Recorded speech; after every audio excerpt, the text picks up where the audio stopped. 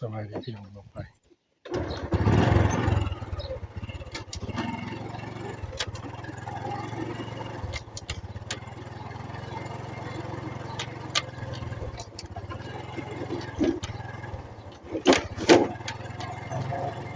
ข้าวว่าจากบ้านน้ำแทนเลยขับบอลน้ำแทน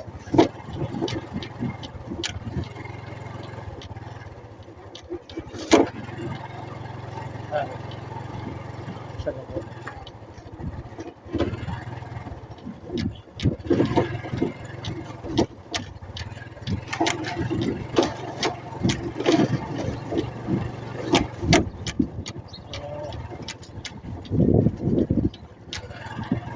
ได้ที่จะบอก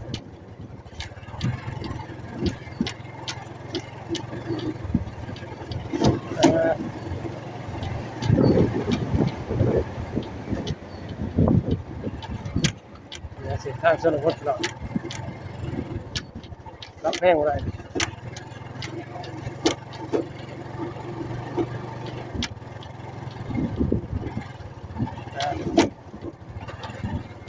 สองทางจะเป็นหน้าปังเลย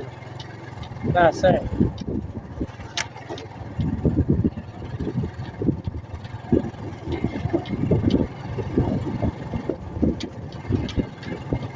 เขตลาวใต้เส้นทางบ้านเราว่า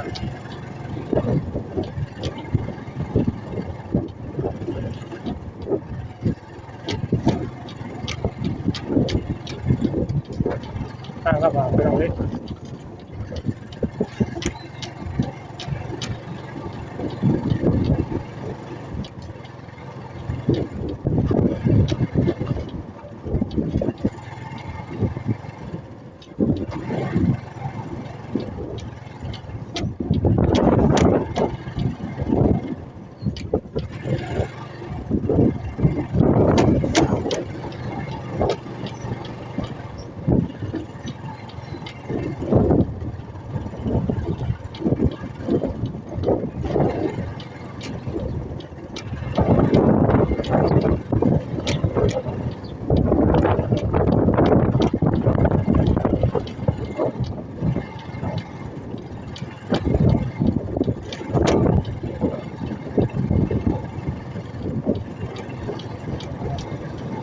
เส้นทางบ้านของหมู่บ้าน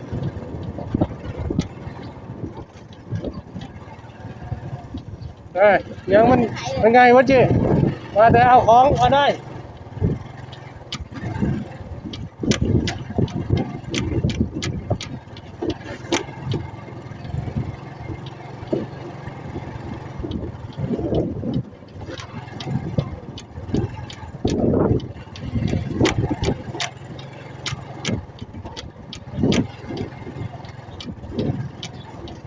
ทางลำบากเลยพี่น้องเอ้ย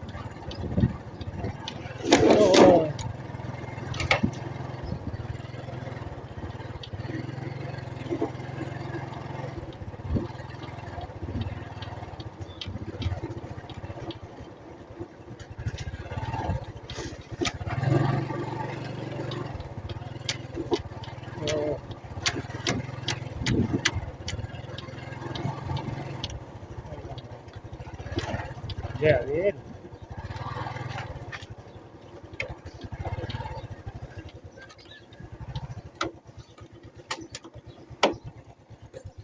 โอ้คักเลยทางคอนกรีตของวันสะโวพี่น้องวันเก่งโค่นพี่น้องโอ้ชุ่มชนโอ้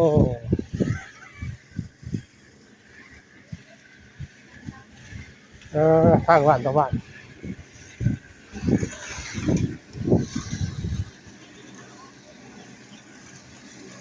โอ้กลุ่มที่หนึ่งโอ้พัฒนาเลยครับ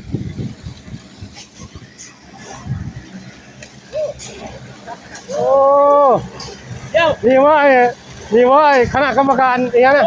กูวิชาการวะนี่วิชาการนี่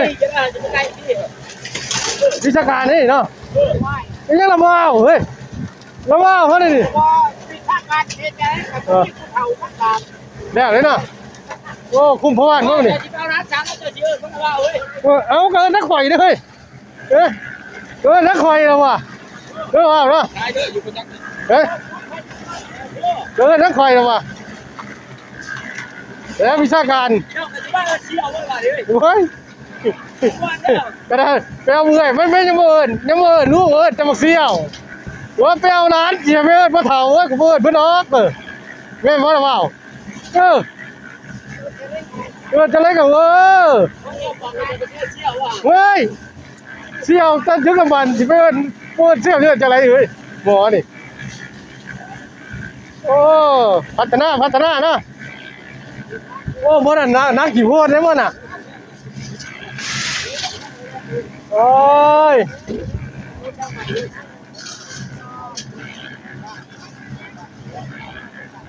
โอ้ยังมีผู้สาวด้วยนี่ยังผู้สาวมาซอยเฮ็ดเวียกวะนี่โอ้คุมเจ็ดโอ้ยามไม่ดูผีคุมเลยป่ะโอ้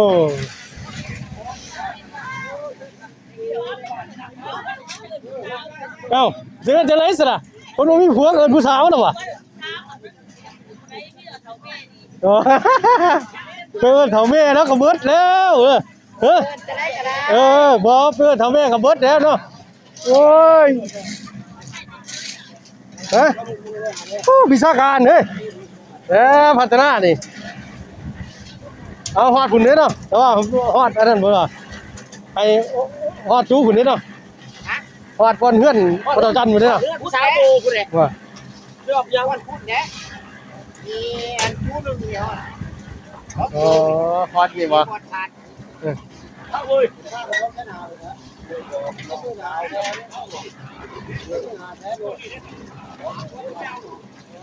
ลงมาไปแล้วมาไปแรกเขาก็ต่อ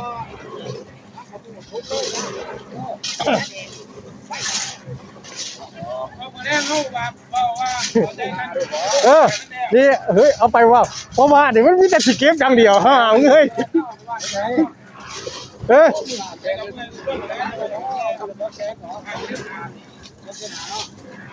เอาอันนี้พวกนี้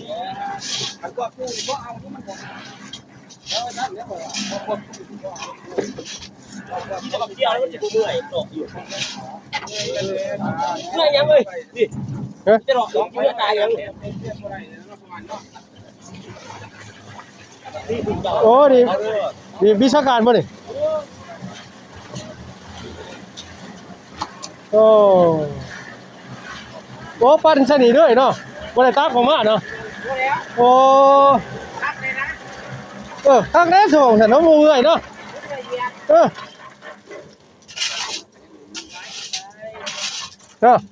เด็กชีได้มือไงกว่าไอ้ชิมือไงคนโมเลกุลโมเลกุลเลยให้แน่เนี่ยเมื่อจะพาว่าอยู่ที่บ้านเลยที่จากโอก็จะอยู่เฮ็ดยังเลยแต่พ่อเมื่อหากินข้าวสวยเสียดบุ้งเลย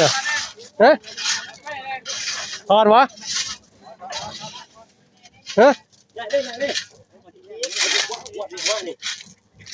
โอ้หนึ่งไปแรกกันแล้วล้อสองกันเนาะถอดใช่ไหมโอ้ยแต่กระบะที่มีส่วนจอดเป็นที่เที่ยว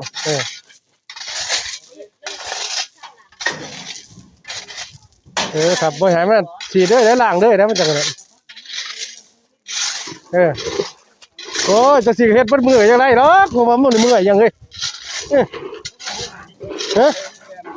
วันนี้มือแล้วดิเฮ็ดต่อไปยังไงเขาไปอยากกินข้าวโอ้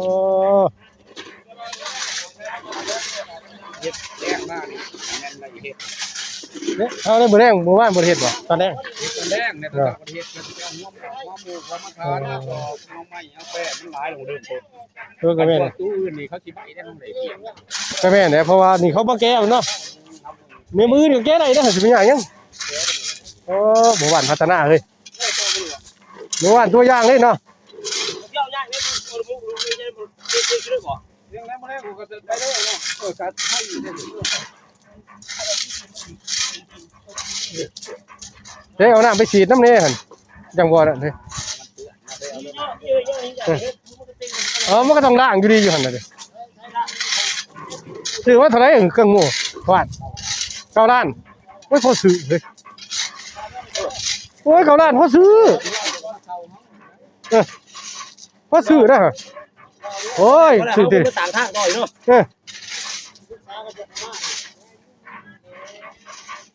ผมว่าก็เก็บลายมือเฮ้ยสิใหญ่เลยไปมันเข้มแข็งเด้อไปถึงหัวหน้าคุก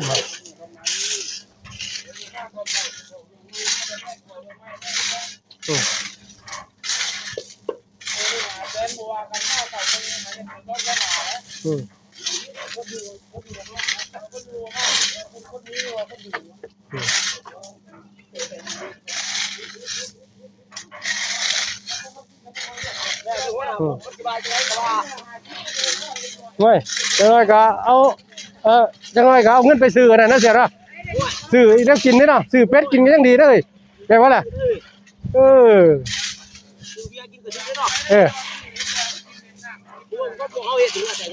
โอ้ยแต่กูว่าบ่ทุกข์เฮ็ดอันนี้เฮ้ยไม่ทุกข์ยังเฮ้ยปลาไปเป็นคืนในน้ำมันจังบ่นั่นเฮ้ยมันจังบ่มื่นเฮ็ดเป็นคืนมันจังบ่มื่น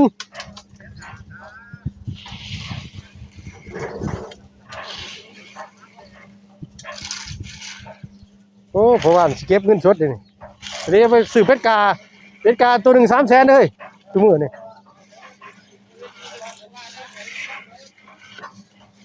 ไงอีหยังเขาว่าไอ้เขาไปรักไอ้อีหยังนะรักบักม่วงพ่อบ้านบ่เอ้อไปรักบักม่วงที่บ้านพ่อบ้านเขาว่าหลายบักม่วงลูกบ้านบ่รักไปรักในของพ่อบ้านเขาว่ามันหลายเขาว่า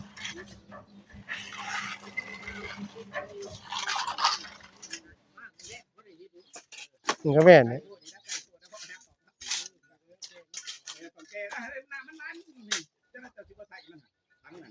เงียบเลยชุมชนพัฒนาเขาเอิ้นว่า เดี๋ยวลูกเพชรที่เสียวกูเฮ็ดดิ